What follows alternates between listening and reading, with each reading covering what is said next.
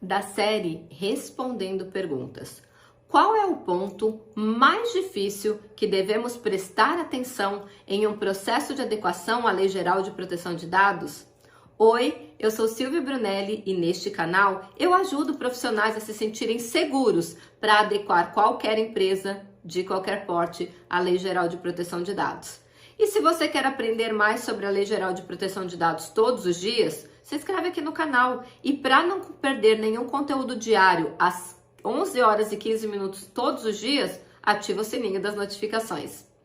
Eu não diria que existe um único ponto de atenção que é mais difícil. Eu estou mapeando mais ou menos 3 pontos que eu quero discernir, ou melhor, dissertar com vocês neste vídeo. Primeiro ponto de atenção é o mapeamento. Um processo de adequação à Lei Geral de Proteção de Dados tem 6 passos e o mapeamento é o passo número 2.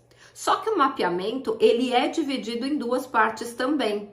E uma coisa importante que nós temos que prestar muita atenção é se o mapeamento não for feito 100% correto, a adequação daquela empresa não vai parar em pé.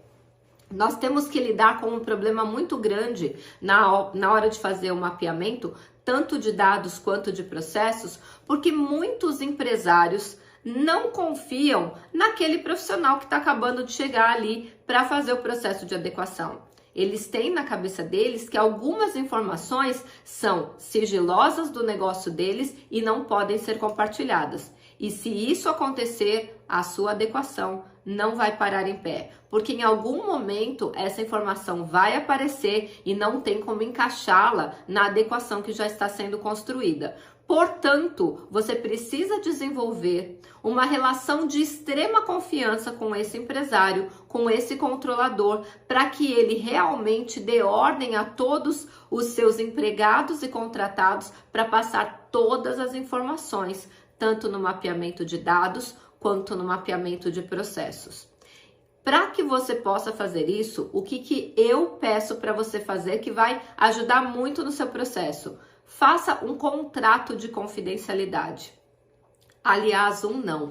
2. O primeiro contrato de confidencialidade que eu costumo fazer é quando eu ainda vou fazer uma apresentação de negócios. Porque quando eu vou fazer uma apresentação de negócios, eu já vou coletando ali algumas informações daquele negócio para poder montar em um segundo momento uma proposta de honorários de cobrança do valor que é o processo de adequação. Se eu não souber todas as informações que envolvem aquela empresa, eu não vou conseguir fazer a precificação da forma correta. Um erro que muitas pessoas cometem, gente, deixa eu falar uma coisa para vocês, isso do fundo do meu coração. Não tentem automatizar coisas que não são automatizáveis. Tem gente que acha que se mandar uma planilha com 10, 15 perguntinhas para aquele controlador, ele vai responder e você vai conseguir precificar. Não vai funcionar. Inclusive, eu tenho uma história muito legal para contar nesse aspecto. Uma das minhas alunas falou para mim, Silvia, o meu cliente, meu futuro cliente, eu já fiz uma reunião com ele, já levantei algumas questões, mas ele quer porque quer uma planilha para responder perguntas. E eu falei para ela, não vai funcionar. Não porque eu quero, me ajuda a desenvolver. Eu falei, eu até te ajudo a desenvolver, mas não vai funcionar. E as pessoas têm mania de bater de frente. Não, eu sei, só que assim, era a primeira adequação dela. E a minha era, acho que a 20ª. Não funciona mandar planilha de pergunta para precificação. Por quê? Porque algumas informações você só vai conseguir desse empresário, desse controlador, no papo. Você vai sentir pela postura corporal dele, pelo movimento dos olhos, se ele está dizendo a verdade ou se ele está escondendo alguma informação. Um exemplo, este cliente disse que estava com todas as máquinas com o Windows original. Eu achei que não estava, pelo porte da empresa e pela quantidade de terminais. E aí, quando a gente fez uma segunda reunião com eles, eu consegui tirar a informação dele que ele só tinha uma máquina com o Windows original. Silvia, por que ele escondeu essa informação na hora de preencher a planilha? Você acha mesmo que ele ia confessar um crime por escrito? Ou que crime? Pirataria. Ele jamais confessaria um crime num papel que poderia ser usado contra ele. Vocês entendem a gravidade disso?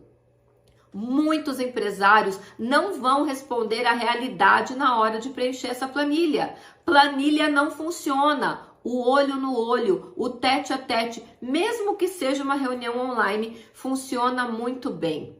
Então, conselho de verdade de quem já errou e acertou muito para chegar nesse método: não usem planilha de perguntas para tentar precificar o valor de um processo de adequação. Outra coisa importante de vocês saberem, não existe uma tabela para precificar. Vai depender de uma série de variáveis que você só vai identificar conversando com aquele empresário. Nesse momento de conversa, que é pré-contrato, voltando ao assunto principal, eu já faço um contrato de confidencialidade. Assim, aquele empresário vai se sentir tranquilo para dividir comigo informações que serão importantes na hora de eu fazer a precificação daquele valor, da adequação dele. Ok? Segundo ponto de atenção, ainda no mapeamento. Você precisa ter certeza que aquele mapeamento tem todos os dados, tanto dos processos internos e dos processos de compartilhamento, das transferências internacionais, bem como todos os dados que são coletados e todas as finalidades. Se você não tiver um mapeamento muito bem feito, essa adequação não vai parar em pé. O segundo grande problema é você monitorar se as pessoas estão cumprindo as novas regras. Ninguém gosta de mudança, o ser humano não gosta de mudança, portanto, quando você exige mudanças de comportamento no trabalho, que sempre foi feito da mesma forma, e você traz algo novo, a tendência do ser humano é não fazer. Você vai enfrentar muito boicote, saiba disso, e não é você. É por causa da mudança. Não é pessoal, não se sinta afetado. É porque o ser humano não gosta de mudar. Imagina uma pessoa que está há 10 anos numa empresa fazendo tudo da mesma forma e chega você, um forasteiro, e quer mudar tudo que ele sempre fez. Então, existe essa tendência de, num primeiro momento, eles cumprirem e logo em seguida, quando você vira as costas, ninguém está mais cumprindo nada daquilo.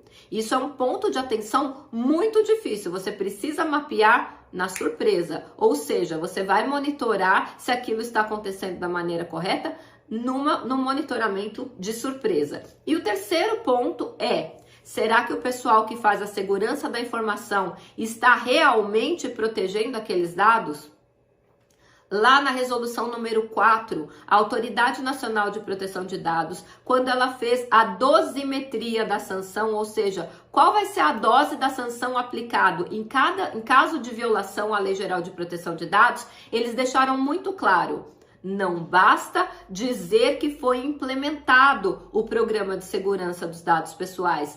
É preciso, número 1, implementar. Número 2, provar que a implementação foi efetivamente feita. Não é uma implementação de segurança de araque, de fachada. E número 3, se essa segurança que foi implementada, realmente ela é efetiva. Então, esses são os principais pontos: fazer um mapeamento muito bem feito, monitorar se os empregados e contratados estão cumprindo as novas ordens, e 3, ter certeza que o que foi implementado para a segurança dos dados pessoais efetivamente funciona. Se você gostou desse vídeo, aperta o like antes de ir embora e compartilha com um amigo que precisa dessa informação. E todos os dias nós temos informações importantes para levar a tua carreira para o próximo nível quando o assunto é Lei Geral de Proteção de Dados. E a gente se vê amanhã no próximo vídeo.